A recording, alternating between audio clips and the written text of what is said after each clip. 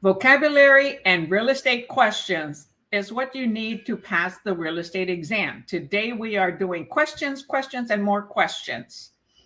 So this class is designed to help you pass the exam, to participate by answering questions and allowing me to help you if for some reason you get the question incorrect.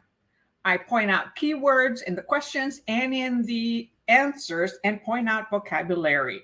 That's very important. So type the question number and the letter answer after each question. Have fun. Good luck.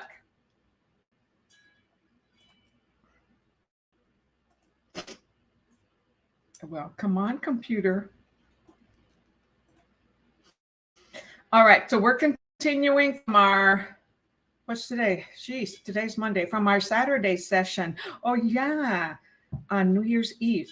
We're continuing with question number 316, which has to do with land use, legal description, and contract law. And if you're following with the book, that's on page 147. The answers are on page 250. Don't look at the answers now, okay? All right, number 316. Why do communities require building permits? So you got to get a permit in order to build a house, build a condo, build a commercial property. Anything like that requires going to the building department. So why do communities require them? A, to promote development. B, to establish the basis for an inspection. C, to promote certificate of occupancy. Or D, to ensure the improvements comply with the codes. Type your answer in the chatty chat.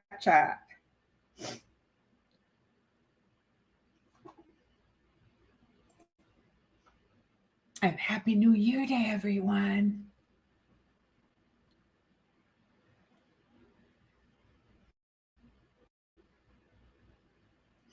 So who's here today? Say hi in the chat. Let me know who's attending.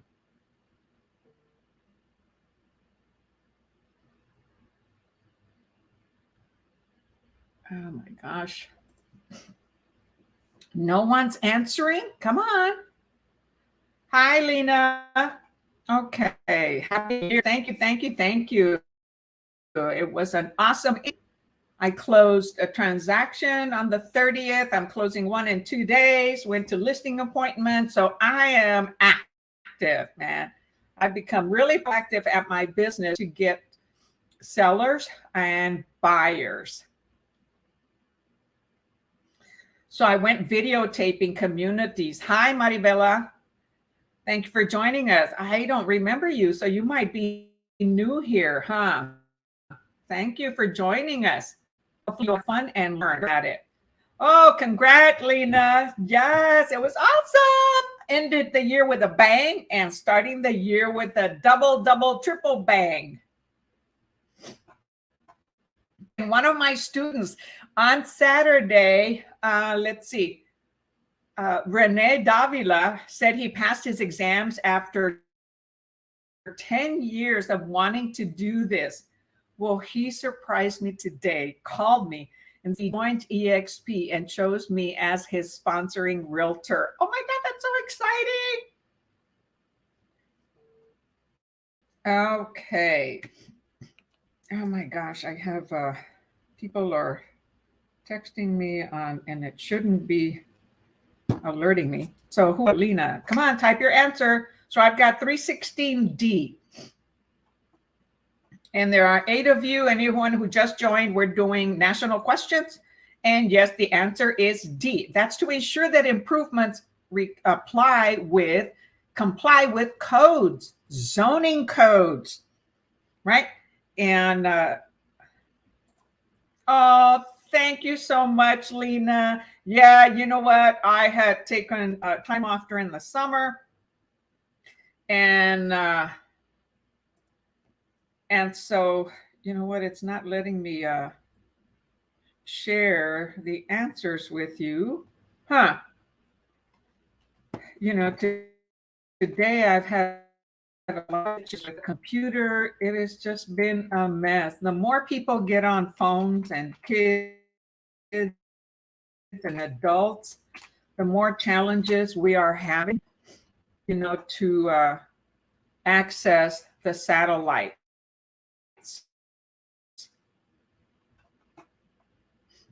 Okay, they're starting to show up, but it's not showing up on the screen. Let's see if you see it. There we go. Finally, it's working.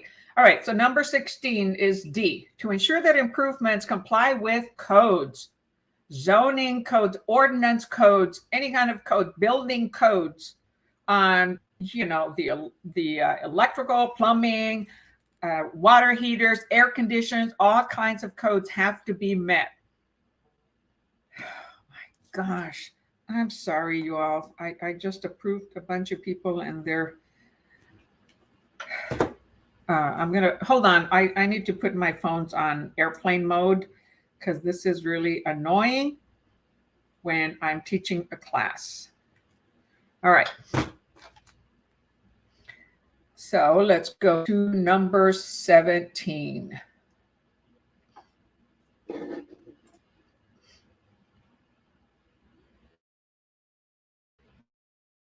So guess what? I want to share with you that during being a realtor,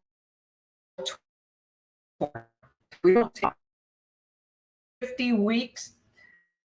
I don't take a lot of vacation, but I enjoy my time. Okay. I work throughout the holidays. And I'm going to be posting some videos about this is what I do in the day of a realtor. These are the activities I do in a day of a. So you'll be seeing some shorts coming from me called "This is everything I do in a day as a realtor." So let's see who else just joined us. Hi, Crystal. Good afternoon. We're doing national questions. All right, number 17. What is the purpose of residential zoning?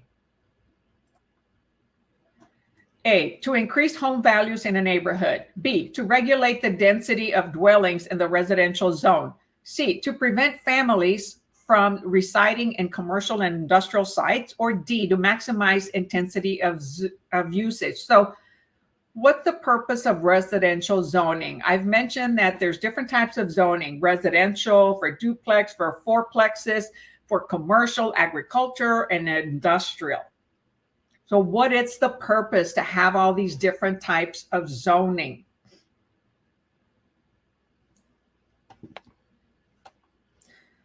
So use a little bit of common sense and think, what is zoning used for? And if you know the definition, okay, zoning, that's vocabulary. Residential is vocabulary. Neighborhood, density, dwelling, residential zone, commercial, industrial sites. All of these are vocabulary. Happy New Year, Miss Cindy. Hi, Ria. Thank you for joining us. So Happy New Year to everyone. So think about it. What's the purpose of residential zoning? So I've got B and B so far.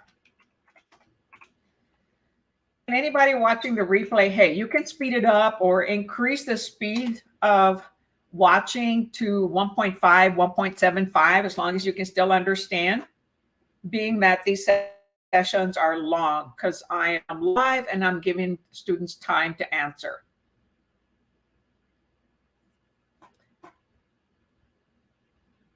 And yes, the answer is B, to regulate density of dwellings in the residential zone. Okay, so what is residential? 1 to 4 units.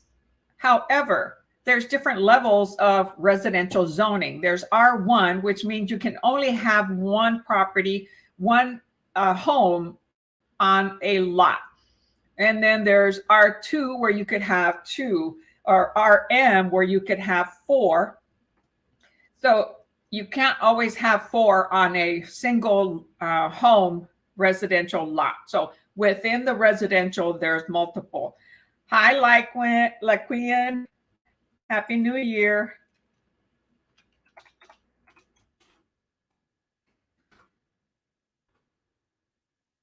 317B. So I'm so excited that all of you are here, starting the year with a bang, right? This tells me that you want to pass your real estate exams and get your realtor license. Oh, and somebody said that they emailed me, Crystal. Okay, I'll check out the emails later. So did you email Lily at liliehandydominguez.com? That's my professional business email. All right, number 18. A nonprofit organization was to erect an urgent care facility in a residential zone. Given other favorable circumstances, the local authorities may grant permission by allowing what? A special exception, B, an illegal non-conforming use, C, an easement, or D, a license. So it's like churches and medical centers, things like that. They're urgent, right? They're to help the public.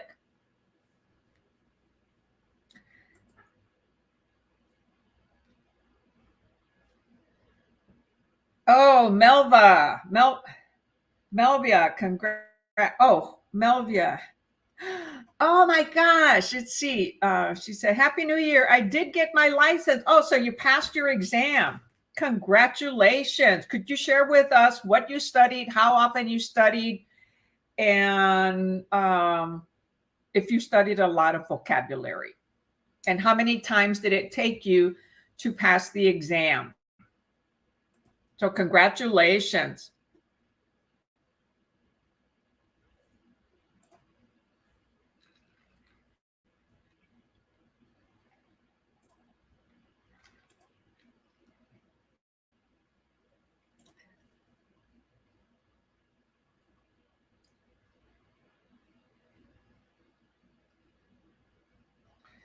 Okay, you all, let me make a comment here, okay? I don't know who this individual is. However, there are many individuals that have been posting in our private Facebook group, says, text me, or text me on WhatsApp, and I'll share material. If they're so willing to give, then post it on the Facebook group. Do not reply to WhatsApp numbers and other individuals that a lot of spammers are posting on YouTube and on Facebook.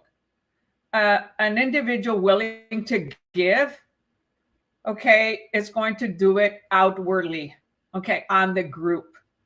That's why we have a private Facebook group, so it can be shared on that. That's what that Facebook group is. So Melva, if you're offering to share something, I would say offer it in our private Facebook group. All right, so you studied prep agent, awesome individual. His preparation material and his videos are awesome. I used his vocabulary. And she took it twice. Okay, so how did you come about coming here, Melva, to AgentPrep? Did you review any of our videos? So where did she say she can share material? Okay, individuals on Prep Agent and on my site will share the material on the private group. That's what it's for. Too much scamming and spamming right now. Be very careful, okay? I just experienced somebody illegally charging a reoccurring charge on my credit card. And so discover the credit card, they locked my credit card. And it's somebody that, you know, started charging monthly. And so I called them that I said, I didn't approve it.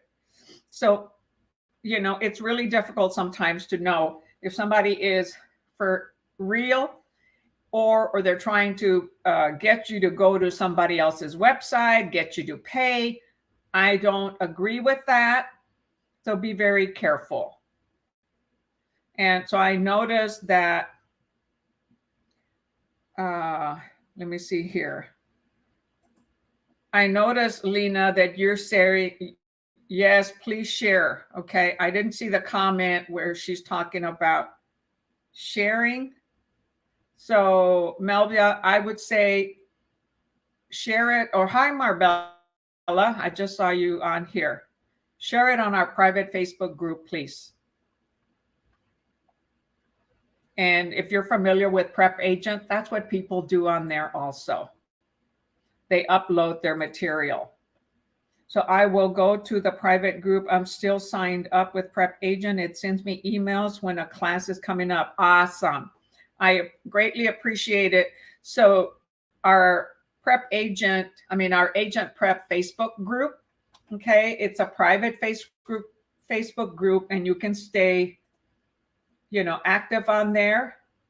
So that requires for me to approve anyone who wants to join, and you'd be amazed. I've had a lot of scammers go in there and start posting other people, trying to recruit other people to go to their website and buy their material. That's a no-no. We work hard for what we do. To have somebody else come in and try to take advantage of using our websites to post their stuff. So Melvia, thank you very much. I greatly appreciate it if you offer it to the students on the private Facebook group. Oops, sorry. So that's the private Facebook group. If anyone wants to join, there are some resources on there that you can also use. And some of those resources are shared by other realtors, by other students.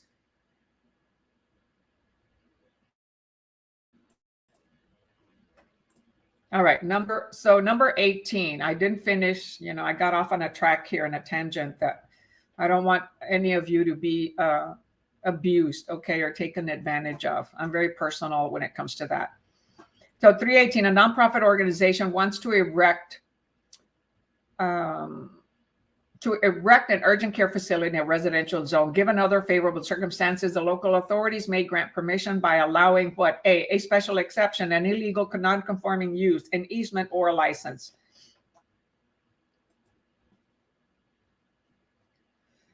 And we have A, so that's great. Anybody else? So Melville, if I came on a little too strong to you, please forgive me. I'm just protecting everyone on here.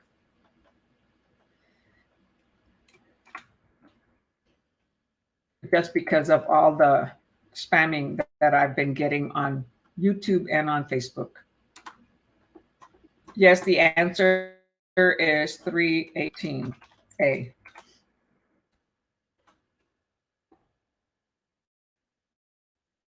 Now, for example, if you get into a study group and you share information that way, hey, that's up to you. That's okay. But if it's somebody new that you don't know, just be careful. And I would say don't go to WhatsApp numbers. There's a lot of people. And the reason why I know they're spammers, because if you ever look at my YouTube channel and somebody makes a comment, all of a sudden there are 20 or 30 additional comments on that comment saying, oh yeah, God bless you. God is great. It took me this many times. Contact Mr. So-and-so, contact Mrs. So-and-so. Here's the WhatsApp number. Here's the website. That's why I know. So I went off on a tangent, but that's really frustrating to me and upsetting. All right, number 20.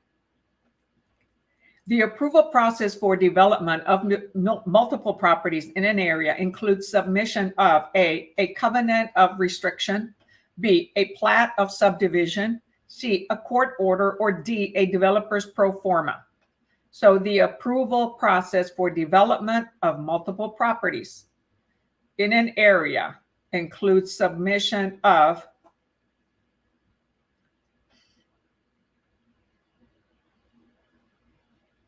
So while you're thinking of that, I'm going to the prior question just to point out how many vocabulary are on there. See, ordinances, conform, illegal, exceptions, variance, unmarketable. Oh, did I not do number 19? Yeah, that's the one we're on.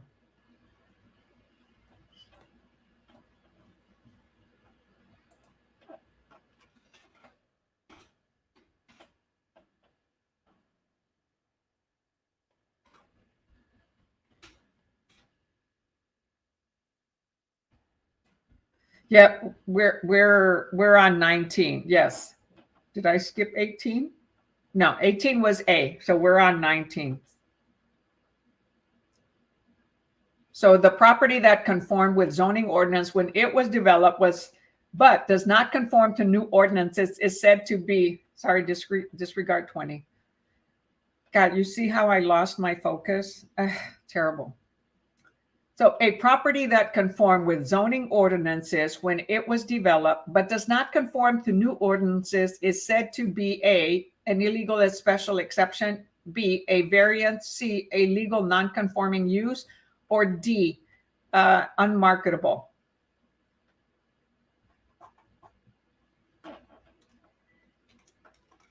Thank you, Lisbeth. Oh, nice to see you.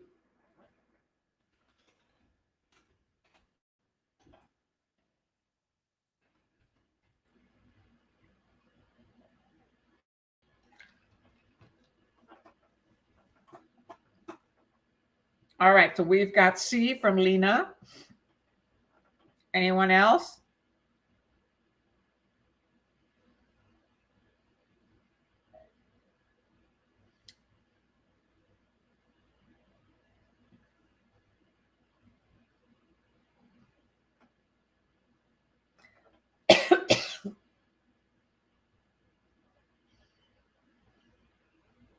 It is not B, Lisbeth, so take another attempt.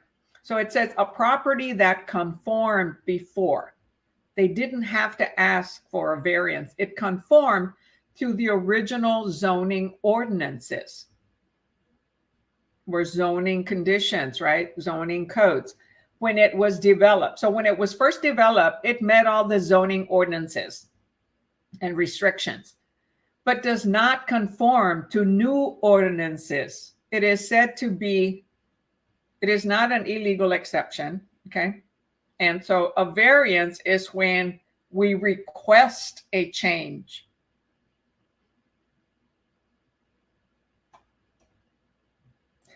So the answer, we've got Lena, Ria, C, C, C. Yes, the answer is C. It is a legal non-conforming use because it was already in existence when it was developed. However, the city changed the zoning ordinance or implemented a new ordinance.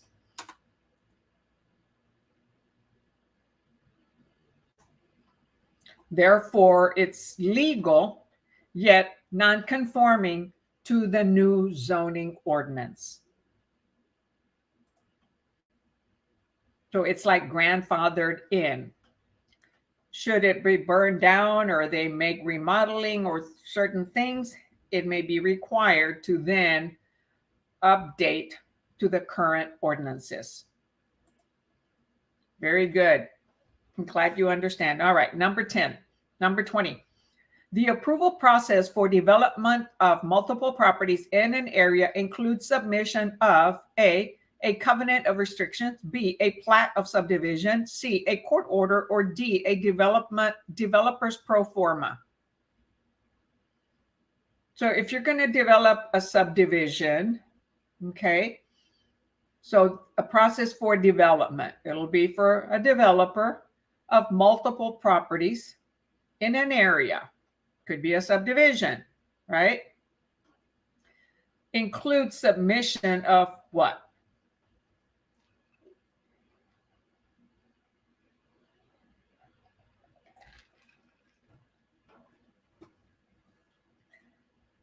All right, y'all are on a roll. BBB. Actually, only 2 of you so far. Hey, there's many of you on here, so take a risk. Don't be shy. However, if you're driving, don't be typing. So if you're sitting at home on your computer or on your phone or tablet, hey, let's participate. Hey, let me help you if for some reason you answer it incorrect.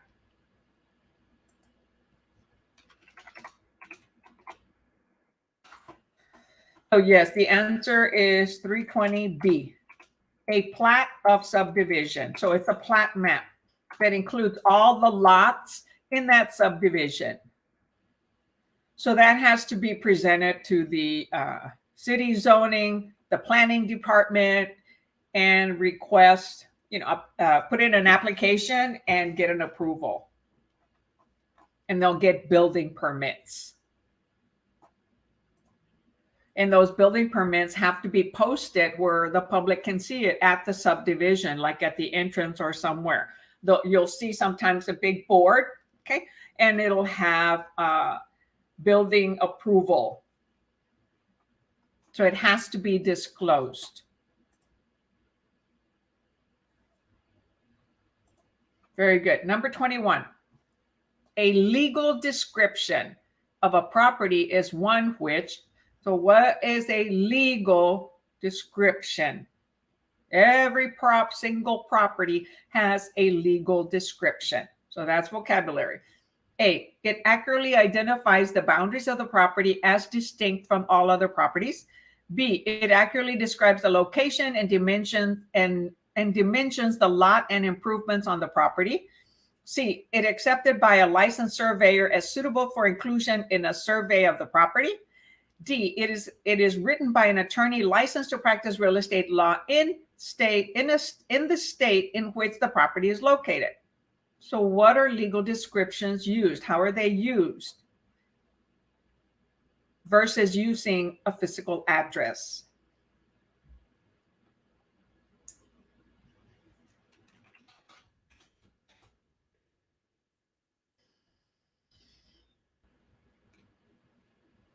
All right, so far we've got 321A.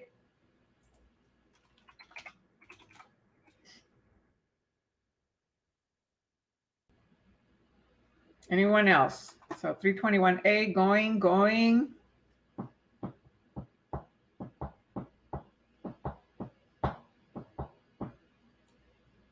And yes, the answer is A. Accurately identifies the boundaries of the property from all other properties. So every lot, a lot of times the city lots, they're rectangle, and then it'll have an identity of that lot with the four corners. Let's say the lot is on block 5, lot 10. It'll identify it that way, or subdivision Christmas. So it'll specify all that.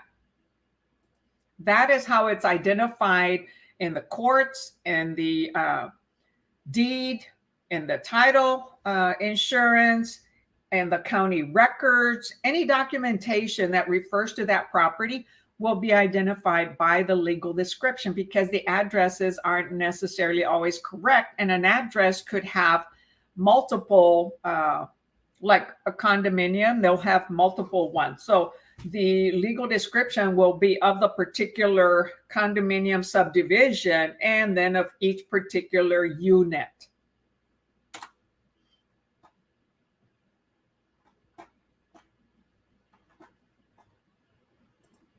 All right, let's see. You said B. Accurately describes the location and dimensions of the lot and improvements of the property. It does not necessarily include improvement. And why is that? Because it could be a piece of land. It could just be a raw piece of land. It could be a lot that has not been improved, does not have utilities, curb and gutter, nothing like that. So improvements are what's been done to the land, like plumbing, electrical, the house, the garage, a shop, anything that's been added to the raw acreage. Those are improvements. So it does accurately describe, it accurately identifies the boundaries of the property as distinct from all other properties. And actually, to really know that, is they would have to do a survey in order to get the four corners, okay, put pins on those. However, the county already has, by the legal description, if a survey has been done, they would also have degrees of, if you're taking a left on the property, how many degrees did you go? Was it 90 degrees or was it 15 degrees? So every piece of land has its identity. It is distinct from all other properties. So B says accurately describes. No, it identifies. The key word, it identifies the boundaries. Describes the location and dimensions, the lot and improvements. No. Okay, it identifies it and it describes it in the legal description, right? So yes, they use the word description. However, the best answer is accurately identifies or accurately describes, okay, the boundaries of the property as distinct from all others, not the improvements. Some properties will not have improvements on it. So we start with the bare land. So let's see what the answer says here. The answer says a legal description of real property is one which accurately locates and identifies the boundaries of the subject parcel, and that's what it's called, subject property, and the parcel to a degree acceptable by courts of law in the state where the property is located. The general criterion for a legal description is that it alone provides sufficient data for a surveyor to locate the parcel. A legal description identifies the property as unique and distinct from all other properties. So that's how surveyors also identify the property when they go survey it for a new borrower, a new buyer, or for the seller if they don't have one. All right, number 22. The essential elements of the meets and bounds systems are A, parallels, baselines, and meridians. B, boundaries, distances, and a baseline. C, reference point, angles, and distances. D, lot numbers, sections, and ranges. So in the meets and bounds system, the essential elements.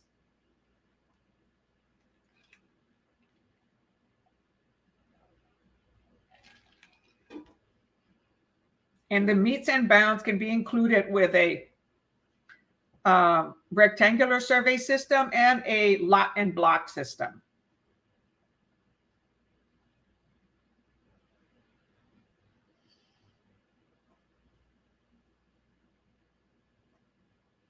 All right, so we've got C.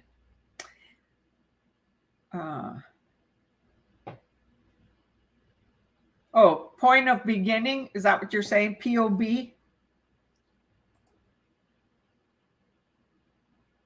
So anybody else? We've got CCC.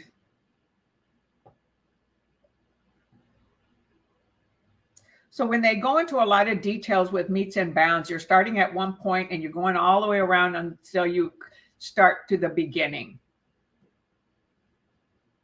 So that's what Crystal has pointed out here. So yes, the answer is C. It is reference points, angles, and distances. So let's say you're starting at the front of the parcel. So from that corner, you're like, okay, we're going to go deep 100 feet. And there's no angles yet. And then it's going to kind of angle up. So you're going to go northwest in an angle of 30 degrees, right? And then you mark the next point. And you're going to say from that corner going northwest 30 degrees, you're going to go, let's say 20 feet. And then from there, you're going to turn left 90 degrees and go another 10 feet. And then you're going to go south 90-degree angle, okay, and go all the way to the front, which is the road, okay? And then from there, you'll say, okay, now you're going to turn east and you're in a 90-degree angle. You're going to turn east and go 50 feet until you go to the point of beginning. So the meets and bounds go into more details with reference points, angles, and distances.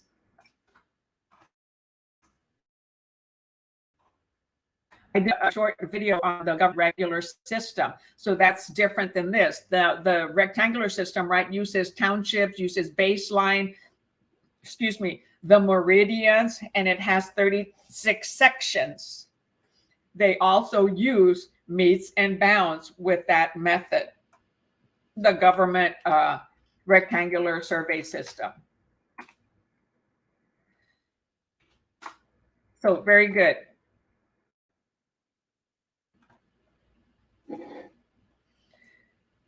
Okay. Now the next question is the rectangular survey system.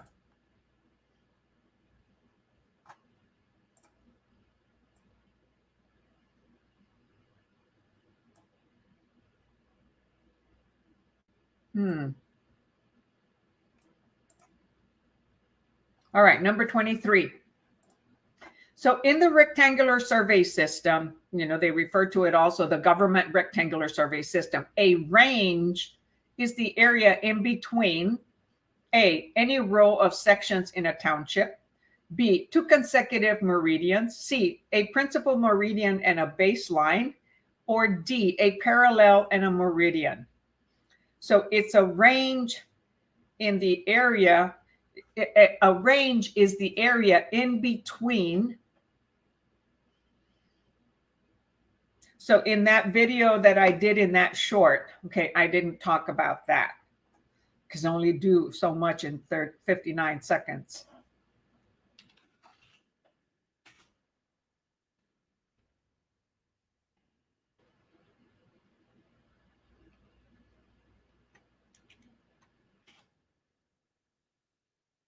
So is it on any row of sections in a township?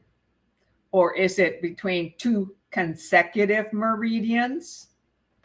So meridians run vertical, north and south. The baseline goes east and west, or west and east, like the base of, the bottom, the dirt level, the ground level. Or is it a parallel and a meridian?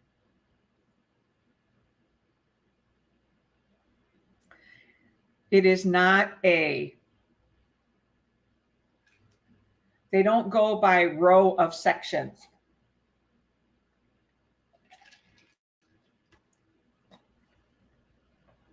Because you don't know which row of the section.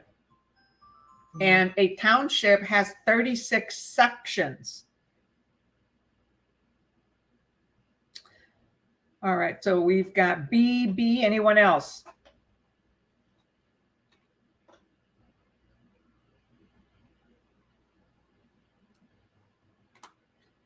Yes, the answer is B. Two consecutive meridians is a range. A range is the area between two consecutive meridians. So the meridians, right, or north and south. The baseline, east and west. So every township has meridians and has a baseline. So if you're going from east to west, you have a meridian here, then you have another meridian, then another meridian, and that is between each, it's from one section to another, consecutively parallel, because the meridians are vertical, right? So it's going to be vertical and another one vertical. In between, you have a section. All right, so the answer... Now it is two consecutive meridians, okay? So the vertical area between consecutive meridians is called a range, okay? The vertical area between two consecutive meridians is called a range. And a range is identified by the relationship to the principal meridian, which is right in the middle, okay? Right in the middle of the section. All ranges are 6 miles wide. Why? Because a township is 6 miles by 6 miles. There's 36 sections in a township, right? 1 through 6, and you go down, 7 through 12, go down, and so it zigzags. So I mentioned that in that 1 minute short that I did. And I'm going to do another short that I did it to go into a little bit more detail. Okay, the answer is B. So let me see if I can find the picture on that. So a township with 36 sections. Let me see if I can find a good picture for you to view.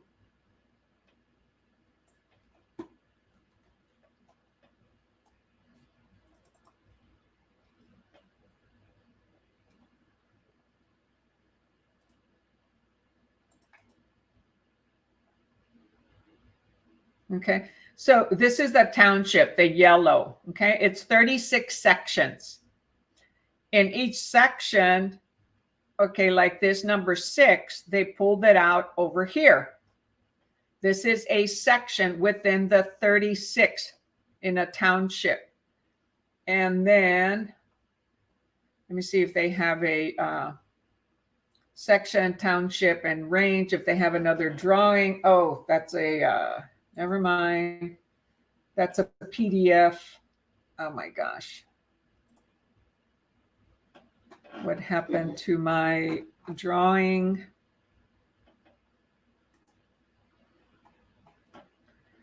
All right, let's see if I can, understanding. Okay, 36 sections.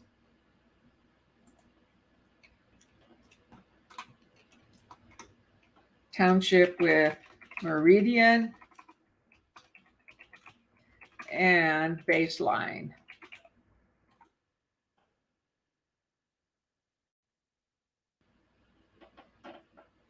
Okay, so this picture here shows you, okay, see how it says there? This is the principal meridian. It's right in the middle. Okay, and this is actually township to township. So one of these squares here is an actual township. Within that square, you have 36 sections. So it's from one township to another. So this township is 6 miles by 6 miles. The principal meridian goes north and south. Okay, then you have the baseline. And then you have the division from one township to the next. Okay, so the range is from here, from the principal meridian to the next township. That's a range line right here. So it is not the range between inside a section. It's the range from one township. You see the T on there? T2 north, T2 north. And then on the bottom it says west, west, and then east, east. So you have two north ones with west and west. And if we move this principal meridian over here, it goes to the east by one township. Okay. And so they have to be consecutive townships. So when it moves to the right, it's splitting these two townships. So they have to be consecutive. And then a township, okay, so from this here, okay, this is a whole grouping of townships. Then they go to one township. You have 36 sections.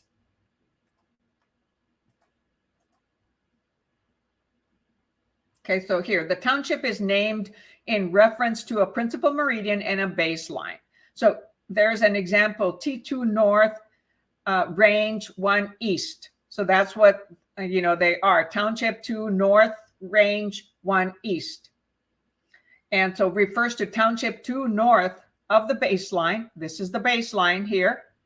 So township 2 north of the baseline. So this is township 1 north of the baseline. This is township 2 north of the baseline. And then refers to range 1 east of the principal meridian. Range 1, so range, okay, goes from the meridian going east or west. Range 1 west. So you're going one township west. So they have to be consecutive. Now the next one will be range 2 west. So you went 2 townships to the west, or a township 1 to the east, or township 2 to the east. So township 2 north, north, north, north, right? Because they're all north. So you have 1 north, 1 south, 2 north, 2 south, 1 east, 2 east, 1 west, 2 west. So they're divided in quarters.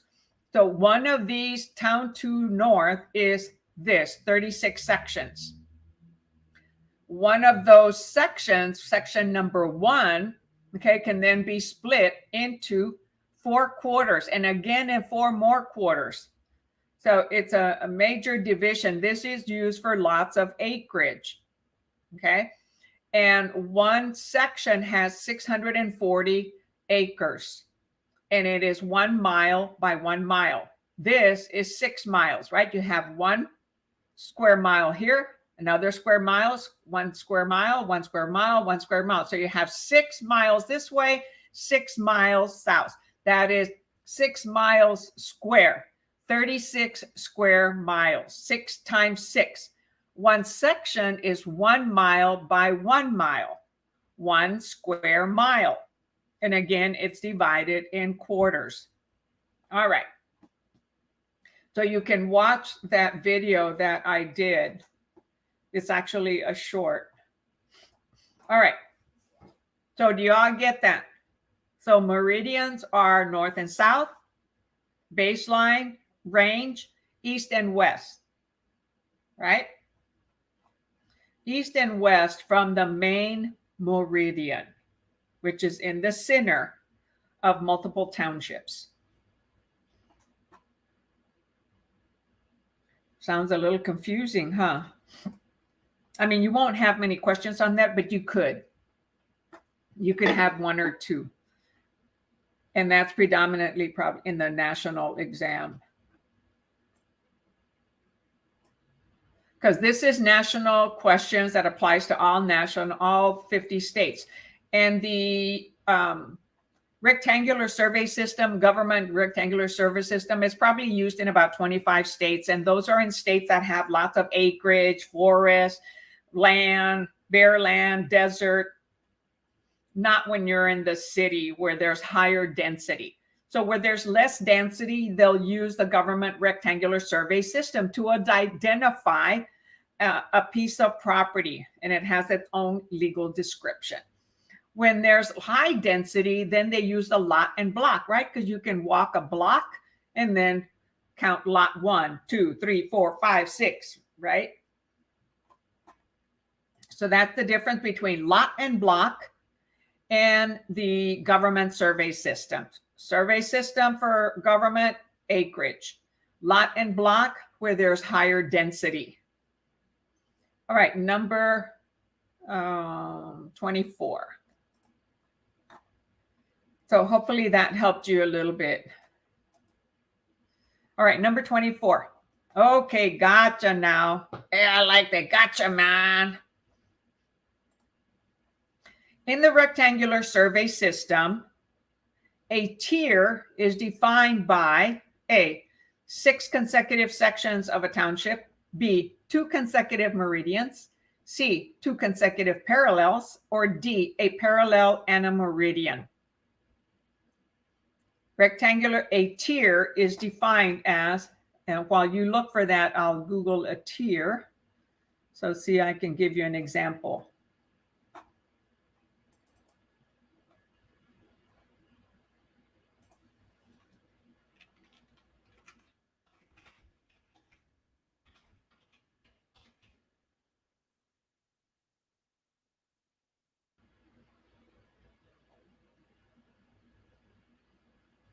Oh, come on, give me a drawing.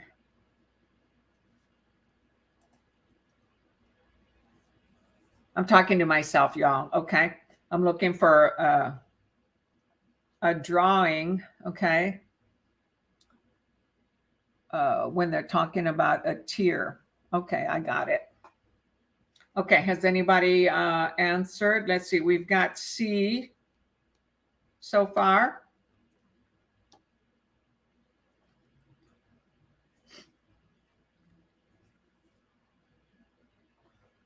Anyone else taking a chance on this one? The rectangular survey system, what is a tier?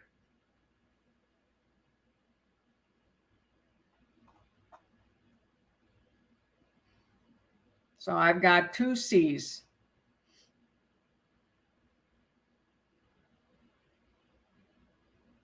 And yes, the answer is, hi, Johnny, thanks for joining us. The answer is C. two consecutive parallels. And I'll show you a diagram so that we can better identify.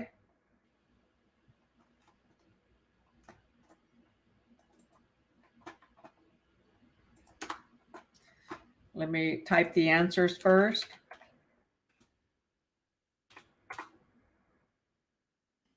All right, so the horizontal area, here's a diagram. Come on, come on. Man, I hate this here. Okay, the horizontal area between two parallels. Okay, so you have parallels. Okay, this is a parallel line, right? Which is also a meridian. And then you have a parallel line going across here. So parallels is anything that's, either vertical, or flat when you're talking about two things being parallel. And it's between, so two consecutive parallels. That's the horizontal area between two parallel areas is called a tier. So horizontal, okay, is going this way. Vertical is going north and south. So the parallel here in a township or in multiple township is going west and east. You see the tier here? Okay, it's a parallel line. It's perpendicular to the principal meridian. That's in math, perpendicular, okay?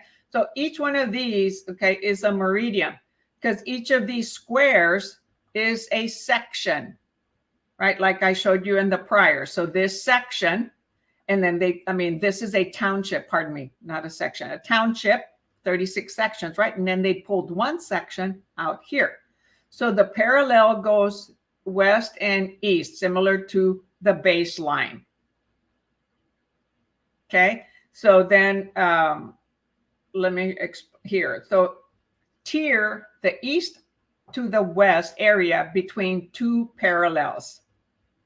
Okay, the east to the west, okay, between two parallels. A tier is defined and numbered according to its distance from the baseline or base parallel. So here's the baseline, okay? The distance from the baseline going up is a parallel line, right? And it goes from west to east. When we were talking about the meridian, okay, we're talking about a township range, and the ranges go parallel to the meridian, and they also go west to east, right? From this meridian to this meridian, it's two consecutive ones. The parallel is going from the baseline going either north or south, but travels west and east. Okay, so a township is the area enclosed by two meridians and two parallels. So here are two meridians, this meridian and this meridian, there's a township. This parallel and this parallel, there's a township. This is the tier here between two parallel lines. And then the meridian here, the range is between this meridian and this meridian. So the range is going from left to right, and the tier is going north to south. You're going to say, well, but it says west to east. Okay, so the baseline travels north to south, and that's how you get a tier. The meridian travels left to right, going west to east, and that is a range. So that a range goes from one meridian to the left, one meridian to the right. That is a range. And so you have a whole township, which is 36 sections. When you're dealing with one parallel line, that's like the base. So you're either going to go a parallel line north or a parallel line south. And that is the the township. And you're going to say, well, that seems confusing, right? Because you see, but they show the range going north and south, okay? However, the ranges travel from meridian to meridian to meridian to meridian, okay? Like in the previous question. So in order to understand this, go see here, the range is north to south. So the range, this is the whole range, and we're going to go to the next range, and it goes to this one, and then to the next range, and we go to this one. So if you have difficulty understanding that, I'd say go and research that just so that you can understand it a little bit better. Oh, and then let me just show you something else on here. It was starting to show a description. So it says here, so as I mentioned, each township is broken up into 36 squares, okay, which is these 36 here. Then measuring 1 mile on each side. So when they say measuring a section, okay, this is the township, has 36 sections, right? 36 square miles. A section is this one pulled out here. It's number one out of 36 pulls out here. This one is 1 mile by 1 mile. This is one section, and that one is called section number 1 in this 36 sections, which is a township. So there's 6 going, west and east. So that is 6 miles. If each one of these is 1 mile, each square within the 36 squares, okay, then it is 1 mile, 2 miles, 3 miles, 4 miles, 5 miles, 6 miles. Okay, that's why the whole township is 36 square miles. The section is 1 square mile, 1 mile by 1 mile. And they divide it into quarters. The meridian, right, running up and down. The parallel lines running east and west, right? It is baseline. But it divides, okay, the principal parallel or baseline divides north and south townships. So this parallel line here, the baseline, divides the north part of that area and the south part. When you get into a test and they say, hey, how many acres is it when you have the 1/2 northeast of the 1/4 northeast of the 1/8 northeast of the 1/16 northeast? What you basically do is you take the bottom numbers, 16 times 8 times 4 times 2, multiply those out. The one on the top is 646 acres, because they're talking about right here, this is 640 acres. So they want to find a piece of land within one of these areas. And so they look at it from the right to the left. So 1/16th portion of the 1/8 portion of the 1/4 of the 1/2. So that's how many times they're dividing that one section here. They tell you first, okay, it's going to be on the northeast section. Of that northeast section, it's going to be on the northwest quarter. Of the northwest quarter, it's going to be divided again 4 times. It'll be on the northwest quarter again. And so all you have to do, instead of getting all stressed out, when they give you a question that has numbers like this, 1/2 by and 1/4 of the 1/8 of the 1/16, just take the bottom numbers, multiply them out, and the top is actually 640. So 1/2 times 1/4 times 1/8 times 1/6 gives you 1 over a number. That 1 is equivalent to 640 acres. And then that's how you will find out how many acres in this equation or this problem. Much easier doing it that way than trying to figure out squares by quarters, where it is. So that's the other thing I wanted to point out there. Okay.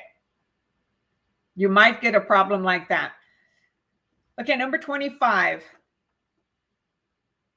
So that was 24. In the rectangular survey system, what are the dimensions of a township? Okay, I just let you know. A, 1 mile square. B, 6 miles by 6 miles or 6 miles square. C, 36 miles square.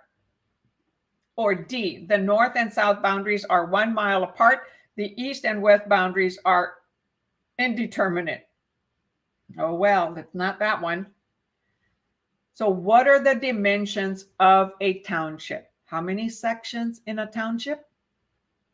Type that in the chat. How many sections in a township?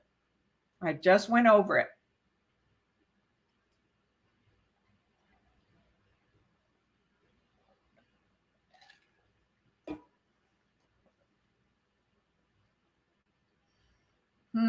Okay, we have a B answer so far, which says 6 miles by 6 miles.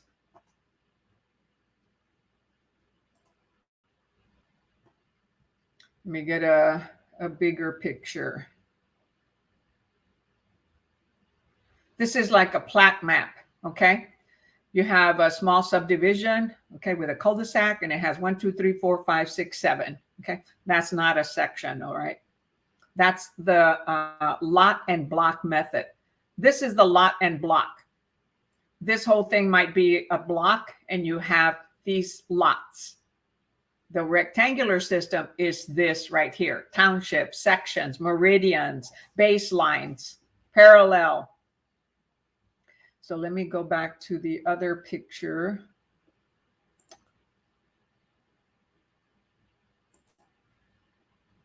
So did anybody type on there?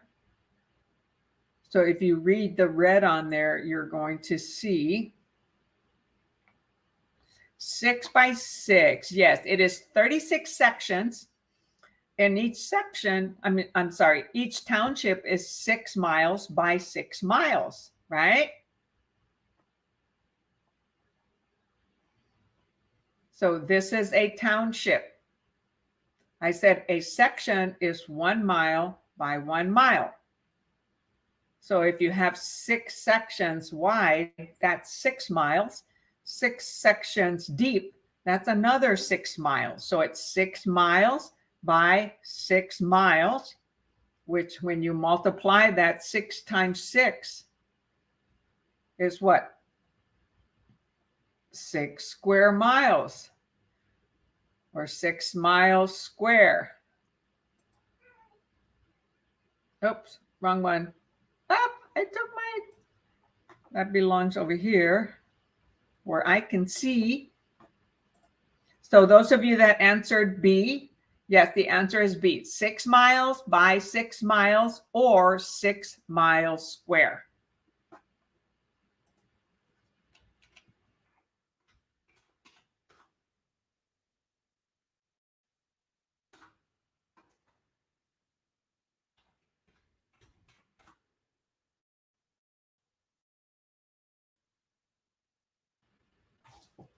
All right, so that is it for national questions.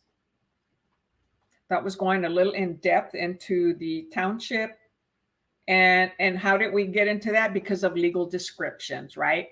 Every single little piece of land has its own description, totally unique of all others, whether it has improvement or not. Okay. All right, so we will transition into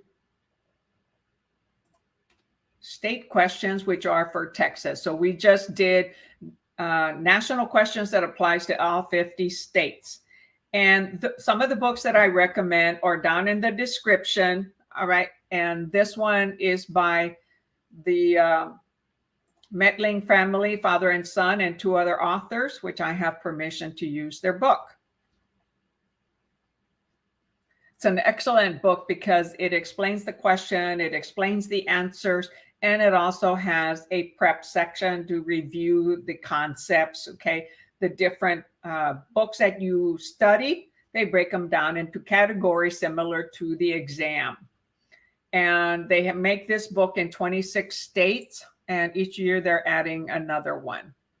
So all these books have a national section, and then they'll have a state section for the particular state. Oops, before I do that, I'm going to go back to the national. And highlight that. Actually, oh, dang it.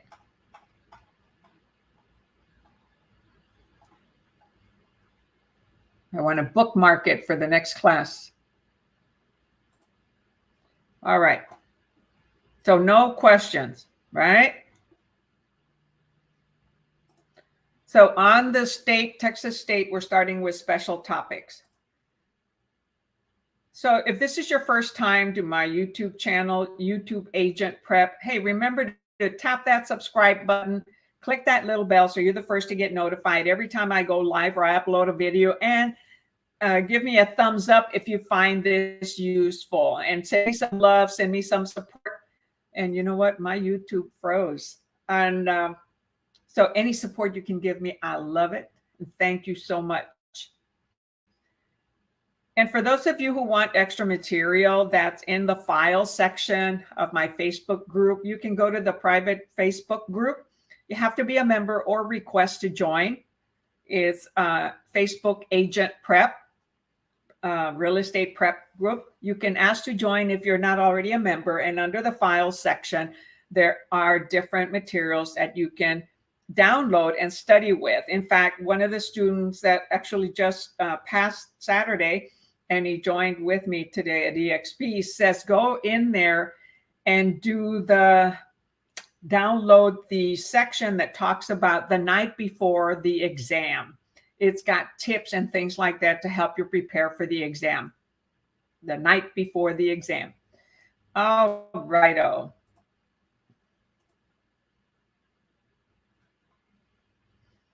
So we're going to Texas State questions. And anybody watching the replay, hey, just fast forward and increase your speed. You know, you have a chance, you have a choice to increase the speed of the video from 1 to 1.5, 1.75, or up to 2 if you want to go through the session faster, which I do when I watch other people's videos. I do the same thing, okay? As long as you go fast enough to where you can still understand it, then you should be okay. Because I know my sessions take a while, okay, because I'm giving everyone time, and I do national and state. I may divide it again like I have before and do a day of state questions and a day of national questions and a day of vocabulary so that the classes aren't so long. All right, number 16.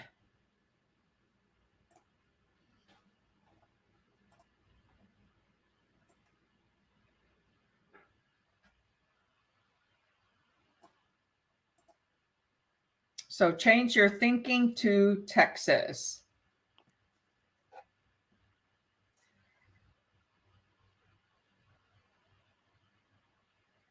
And I need to make sure that I set up my other.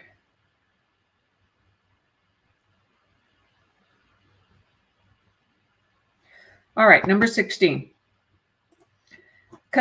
Constructive eviction. Okay, what is constructive? What is eviction? Is best described as which of the following? That's vocabulary. A tenant self-eviction, where the tenant with notice abandons. What is abandon?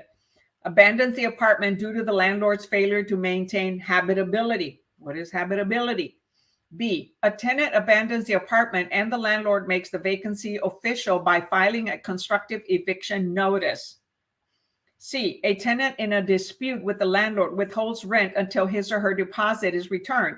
D, a landlord forcibly evicts defaulting tenant in lieu of a writ of possession. So what is constructive eviction? So normally we learn constructive versus actual. Like constructive versus actual notice, constructive versus actual eviction.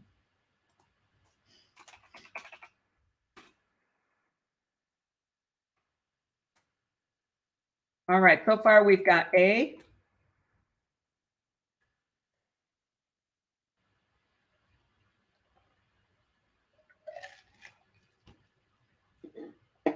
and even someone that's from another state can benefit by things that I point out within the questions and the important vocabulary.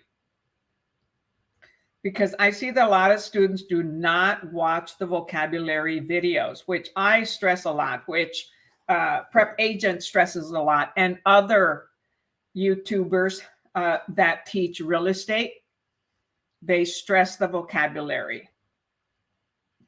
So why don't students watch vocabulary? Beats me. All right, so the answer here is actually A. A tenant self-eviction. So a tenant evicts themselves, where the tenant with notice abandons the apartment due to landlord's failure to maintain habitability. Okay, so a landlord has to maintain a property that can be lived in, habitable. It's got to have utilities, power, water, gas, whatever utilities are available there. Has to make it habitable. The water heater has to be working. The toilets have to be working. Okay. Bathtubs, everything has to be working. That is part of habitability. Windows have to work and with glass in them. So that's part of habitability. Self-eviction and abandonment. So the tenant is leaving the apartment, okay, because the landlord did not maintain habitability. They failed to provide what they were supposed to, right? The specific performance that a seller is supposed to provide. Well, they failed to do it. A tenant can evict themselves, okay, because the landlord did not provide a livable place. And so they provide the landlord with an abandonment, a notice to abandon the apartment. And they can take that to a small justice of the peace court. Should the landlord, refuse, then the tenant can take that to court. So that's part of the Texas landlord and tenant laws. No one answered. Way to go, Lisbeth. All right, number 17. Non-judicial foreclosures. So what is non-judicial? What is foreclosure? Like most legal proceedings, require that proper notice procedures be followed. In this proceeding, the notice of sale must precede the sale date by A, this is in the state of Texas, okay? A, 7 days, B, 14 days, C, 20 days, D, 21 days. So how many days is a notice, okay, and the foreclosure proceeding can start? So the notice of sale must precede the sale date by, because the lenders are going to start sending out notices to inform someone that they're in default and given opportunity to cure it.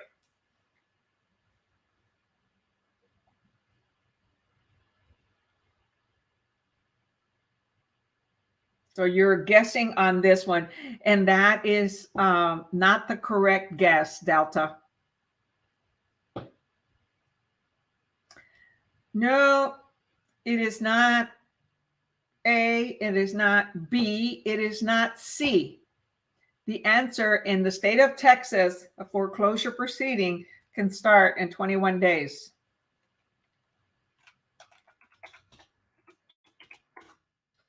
So the lender will start notifying the borrower, okay, that if they don't cure their situation in 21 days or less, actually probably, like 20 days, okay, but they can do it on the day, the foreclosure proceeding will start.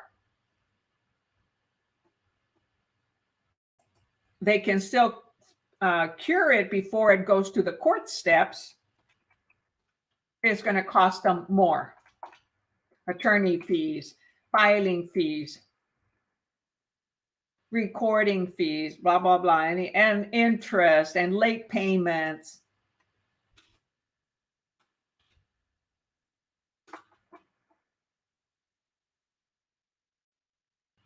Good to see you participating, Maribela. Yeah, so 21 days in Texas. Every state has a different foreclosure process. And a non-judicial foreclosure, remember, they don't have to go to the judge, to the court to get approval to start the foreclosure. And why? Because we're a deed of trust state.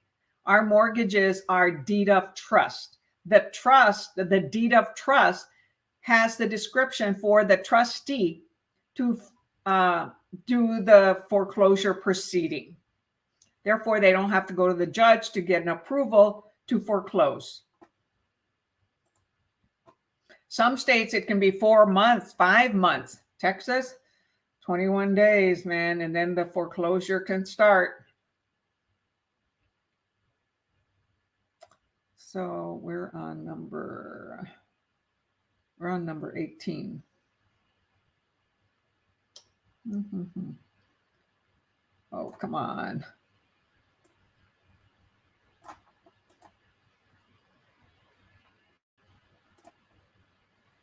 So ingrain that in your mind. Go review the foreclosure. Just remember, 21 days in Texas. All right, number 18, non-judicial foreclosures. That's what Texas does because we have a deed of trust. When there is a deed of trust, there are 3 individuals that are part of the trust: trustor, trustee, and the beneficiary. The trustee keeps the title, keeps the deed, okay, the deed of trust in order to follow through with a foreclosure should the buyer default. So in non-judicial foreclosures, the foreclosure price may be less than the loan balance. So the foreclosure price, that means the market value at what it could sell for, may be less than the loan balance. So they're upside down. Or it may be less than market value. With that as a given, which of the following is true? So the market has changed and the loan is greater than what the foreclosure price, the market price, can bear. A, if the foreclosure price is less than market value, the lender may pocket the difference. B, if the foreclosure price is less than market value, the debtor is entitled to an offset equal to that margin. C, if the foreclosure price is less than the loan balance, the creditors must absorb the difference on their books. D, if the foreclosure price is less than the loan balance, the creditors have 3 years to recover the difference from the debtor.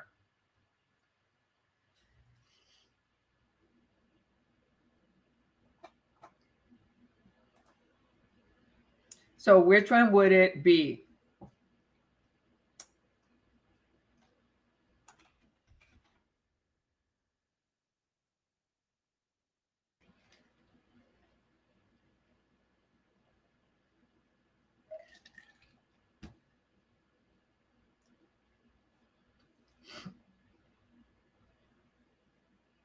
So the foreclosure price could be less than the loan balance, or it could be less than the market value.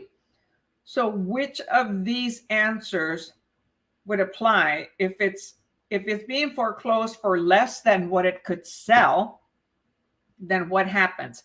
If it is being foreclosed for less than what they owe, then what would happen?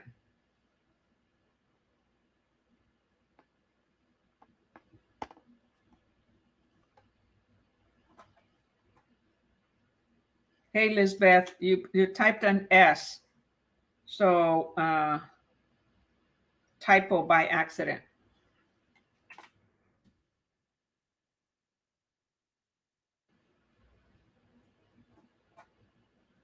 So 2 different types of scenarios there in the answer. One, it's lower than the loan balance, or it's lower than the market value. Then what happens? All right, so we have B, B, B so far.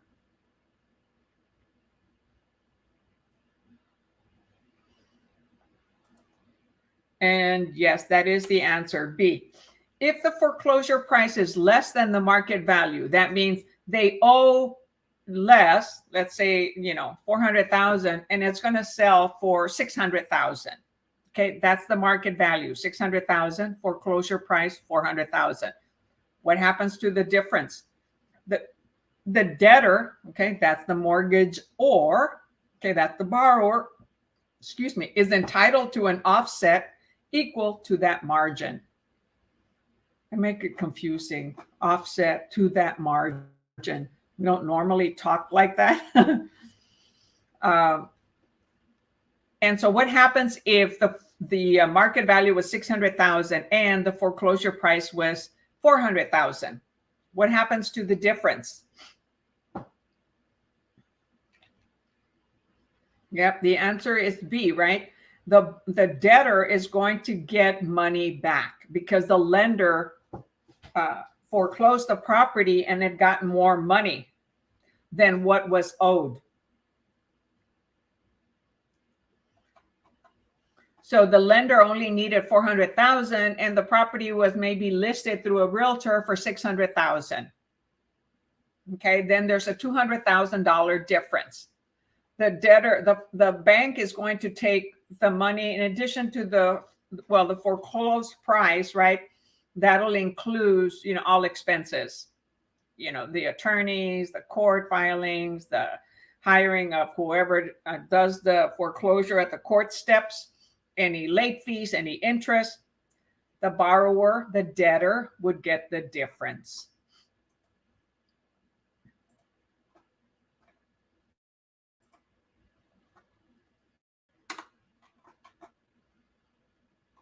So that's why they say offset equal to that margin. I don't like the way they word that. So what is an offset? So an offset, come on, computer. So margin offsets reduce the total amount of asset that must be pledged by the broker to the clearinghouse on behalf of the client. Margin offsets may occur due to cross-margining agreement, blah, blah, blah. So an offset involves assuming an opposite position in relation to the original opening position. So the original opening position is that the foreclosure price is less than what the market value price is. So what the property can sell for is higher than what the lender requires. So that is the offset. It's the opposite of the foreclosure price. Or it's the difference between the market value and the foreclosure price.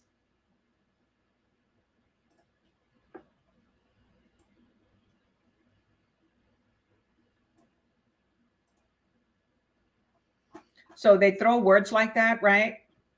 To make it confusing, but it's like we're supposed to understand.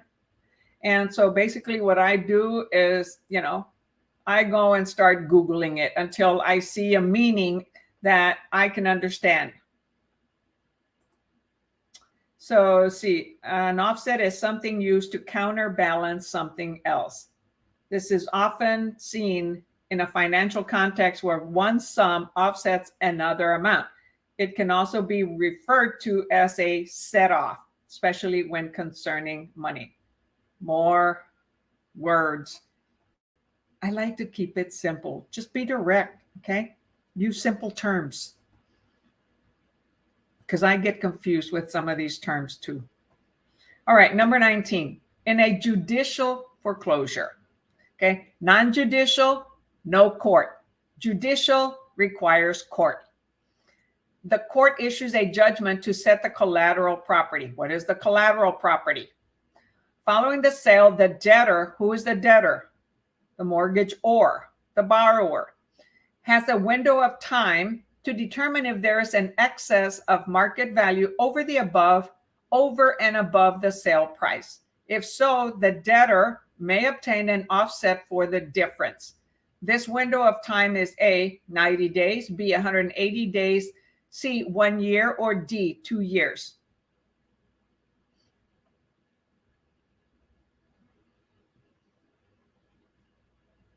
Type your answer in the chat. And Lisbeth, so you answered D on the prior question, so hopefully you understood that.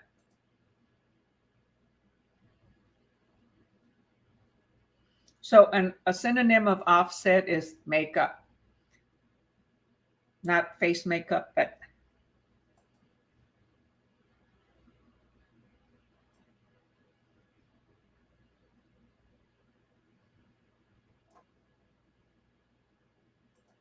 All right, so we've got A so far. No, just one A.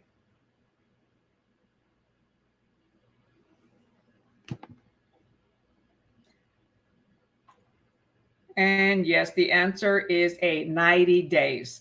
They're not going to give a lot of time. So that's like a statute of limitation. When they say has a window of time, so that's the statute of limitation, is that they have 90 days within the time to go ask for an offset for the debtor to get the difference, okay, from the market value that was the amount that was foreclosed versus the market value.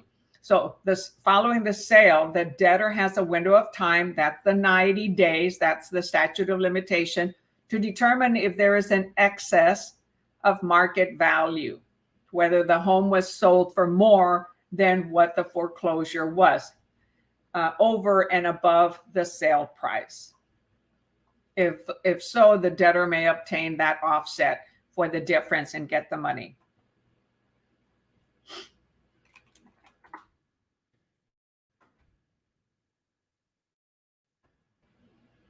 Because when we want something, we better go after it.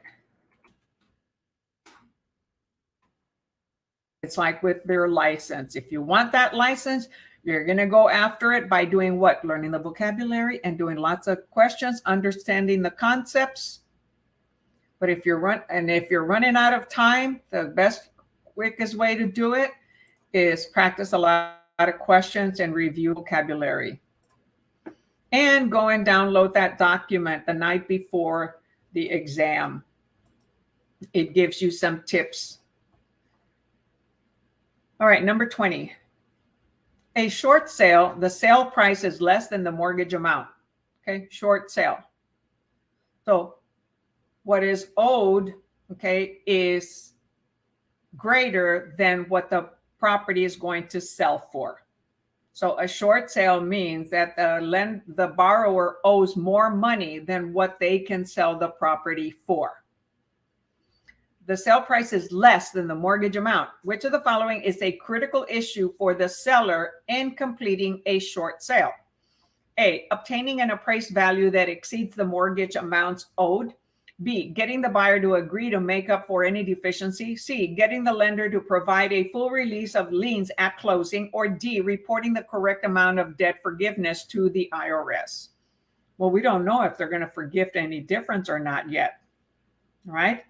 So that one would be not an answer to consider.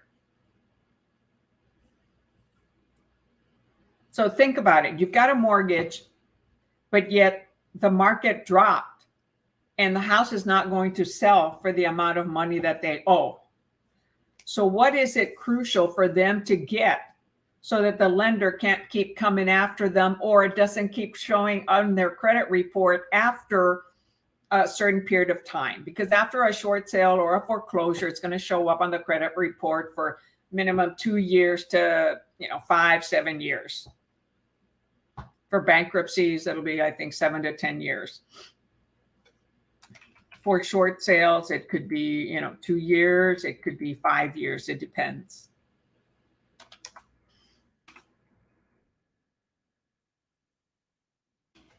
Okay, so we've got C.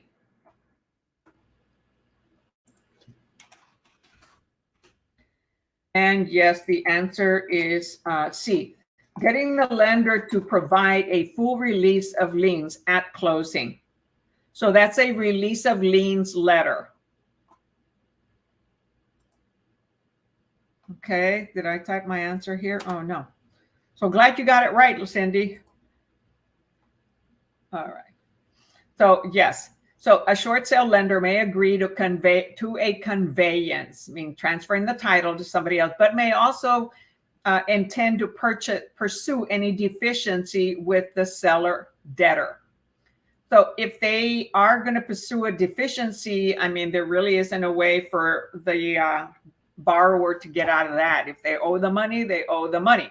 However, in certain instances where markets crash and there's a whatchamacallit, when we're going through a hard time and deflation or inflation, okay, then the government will put in certain acts to forgive certain loans, but it has to be on the primary residence. And that borrower better make sure they get the lender to provide a release of liens that gets recorded. Therefore, it won't show up on their credit after a certain amount of time, okay, until they regain their credit again. Because you're not going to get a release of liens and underpay a loan and not hurt your credit. It is going to hurt the credit. And so that's one of the consequences when we have difficulty paying our debts, is we end up ruining our credit.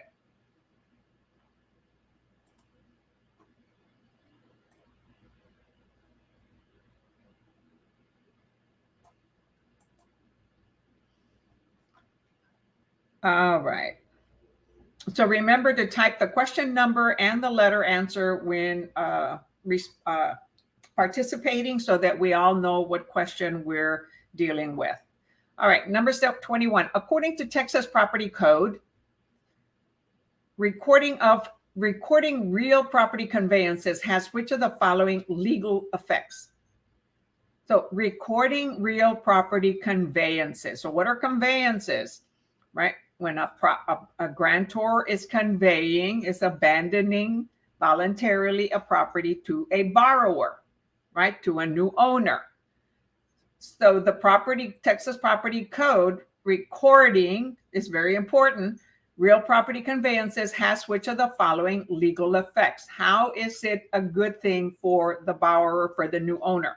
A, it finalizes the conveying process. Recording triggers passage of title. B, it causes the transaction to be legally binding on the principals.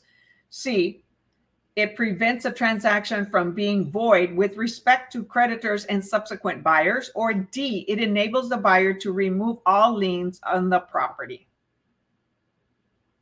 So think about it. Common sense.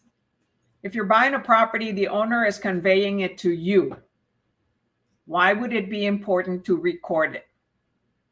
To record the deed of trust, okay, and the warranty deed, because those are the two things that would get recorded.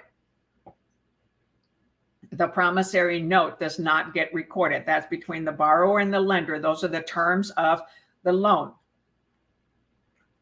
All right, so far we have A. So when you buy a property from somebody else, is that preventing you from having any liens, or does that remove all liens? Think about it. No, right? That's why we have title searches, to search the history of that title, of that property, right? Of that deed, to make sure there aren't any encumbrances, any liens, any judgments.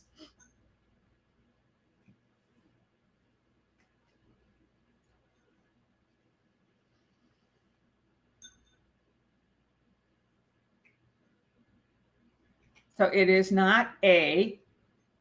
So take another attempt.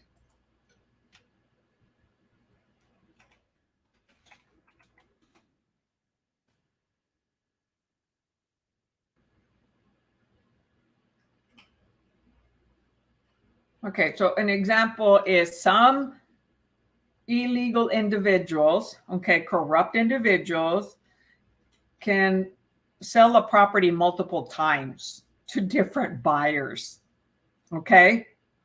So by recording the real property conveyance, what does that do? It prevents a transaction from being void with respect to creditors and subsequent buyers, other buyers that the owner might be trying to sell it to. Because if it doesn't get recorded, that owner could sell it to multiple buyers because they're truly not the real owner. And so now it belongs to different buyers. And the first one to record it, hey, they're the owner. Okay, otherwise they're going to have to go to court. The real owner that paid for it, in fact, probably all those individuals paid money for that piece of property. So it prevents a transaction from being void. the purchase and sale of a property is valid. It's complete with respect to creditors and subsequent buyers. So without recording, a transaction is not legally in effect as it concerns lenders and buyers. If a lender cannot reference a transaction in title records, okay, it cannot place a valid recorded lien on the property because there is no record of the owner borrower. So it benefits the lender to get it recorded. The title companies will record it, will send it to the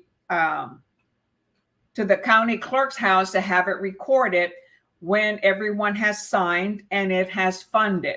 That's the last step. It gets recorded. But it's still the responsibility of the borrower to make sure that it got recorded. And it's also the responsibility of the lender to make sure that it got recorded, because then the lender can't file any liens and go after the borrower and foreclose on that piece of collateral.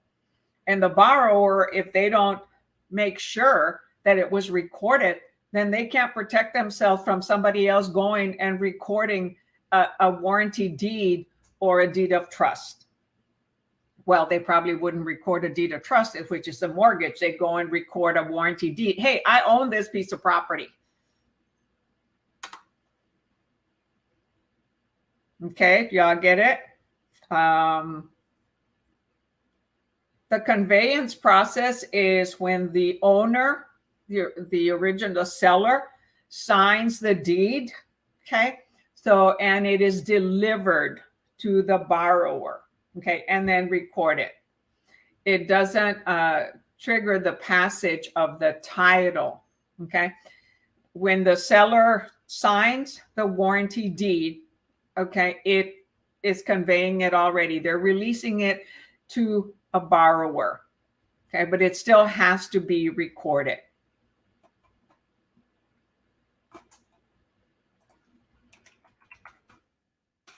It's recorded to protect the borrower from somebody else recording it first, and for the lender, so that they can file a foreclosure if the borrower defaults. All right, number 22. An essential distinction between actionable fraud and intentional misrepresentation is, so actionable fraud, they took an action to be fraudulent, and intentional misrepresentation. Okay, one of them is fraud, one of them is misrepresentation. So is that A, fraud requires two or more parties to commit the law violation.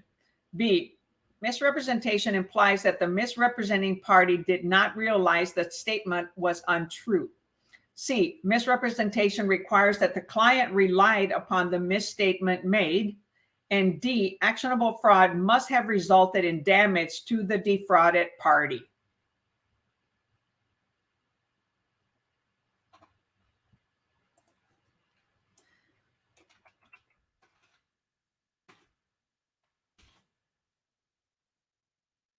So think about it. What can happen when it is fraudulent? There are damages, right? Somebody's going to get charged or put in jail. And have a felony or a misdemeanor on their record. So that carries a lighter situation than misrepresentation.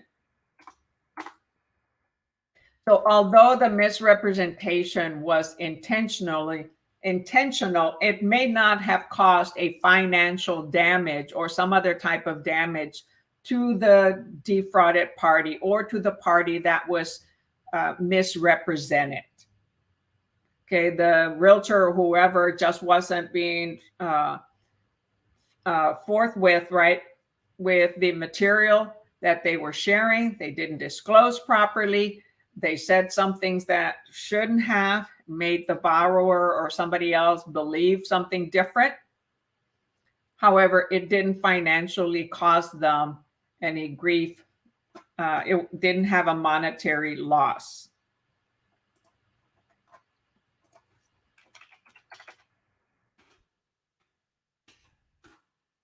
So that's the big thing, that actional fraud must have resulted in damage to the defrauded party. Gosh, I hate that.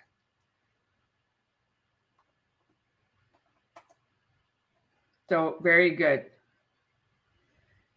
23. Which of the following is an accurate requirement for making a valid will in Texas?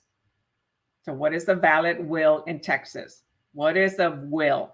Okay, these are all vocabulary. The maker may be 17 years old if a member of the military. The maker must have a guardian if deemed to be mentally incapable. C, the maker must be 21 years of age. Or D, the will cannot be in the maker's own handwriting.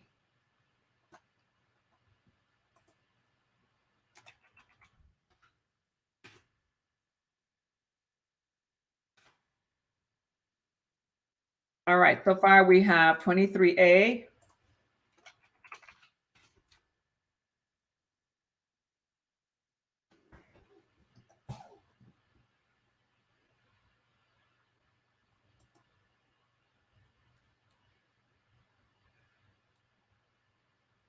And yes, that is the answer. The maker may be 17 years old if a member of the military.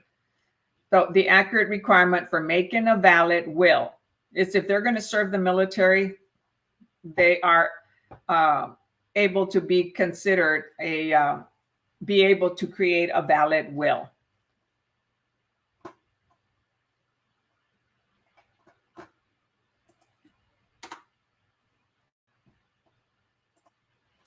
All right, number 24.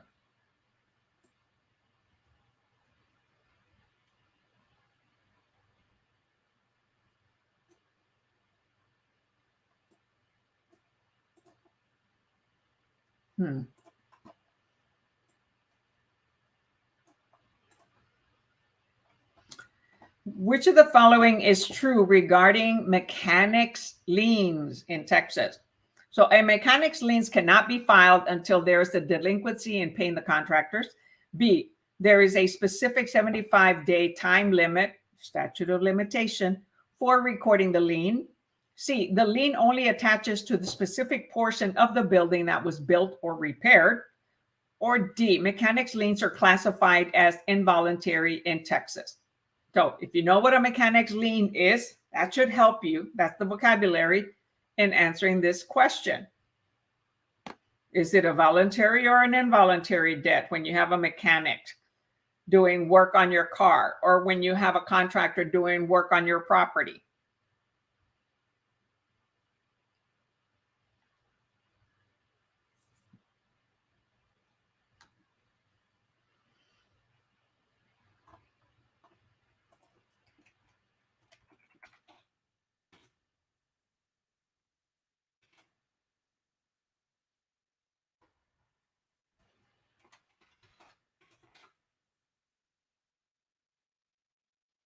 Come on, type the answer in the chat. So how do contractors make sure that they get paid?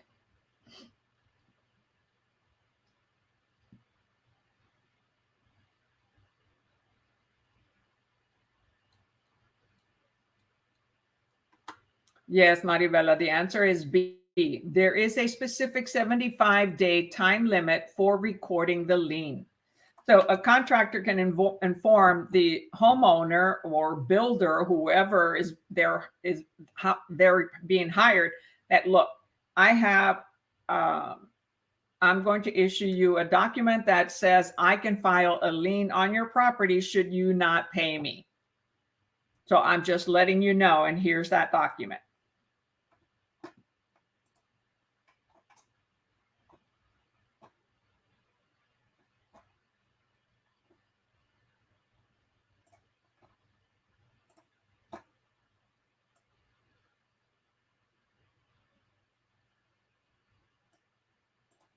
Number 25. The overriding purpose of the Veterans Land Board is which of the following? The overriding purpose of the Veterans Land Board is which of the following? A, to administer programs designed to assist vets in acquiring their principal residence. B, to partner with Veterans Administration in underwriting low-income housing for veterans. C, to create a forum for appealing rejected loan applications submitted to lenders by veterans. Or D, to assist veteran homeowners in adjudicating foreclosure suits brought by creditors.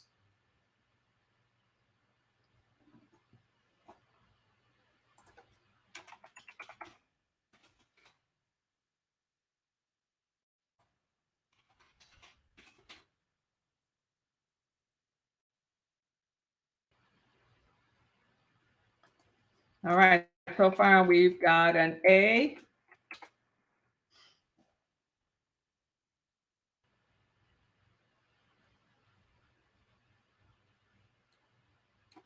And yes, the answer is A, to administer programs designed to assist veterans in acquiring their principal residence. That's the Veterans Land Board.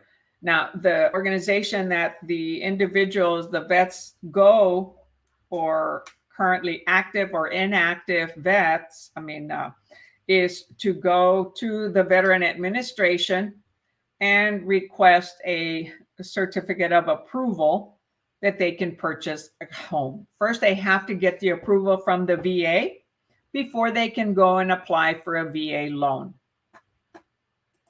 Because the VA, the VA guarantees their loan, and they can purchase a home with zero down and ask the sellers to pay their closing costs. Sometimes the price of the property may have to be increased to cover those closing costs, but then the next thing is it better appraise. Okay. All right. So that's the last question of the evening. Any questions on state that you might have, or national, before we call it a night?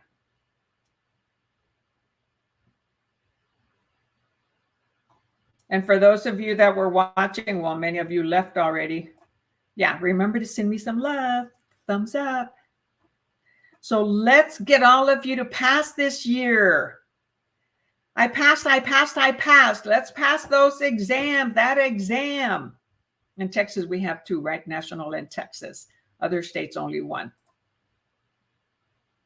So if no further questions, then we'll call it a night. This is Wild Lillie Handy coming to you from San Antonio, Texas, with YouTube Agent Prep. And I am a practicing realtor with eXp Realty. So when you finally pass your exam or you want to learn about eXp Realty, send me a text. Okay, make an appointment, a schedule on my Calendly calendar that's on the link, and let's talk about it. You're very welcome, Maribel. Thank you so much for attending, and I hope that this helped you out and it helps you prepare for your real estate exam. Until next time, catch you all later. Next time is Wednesday.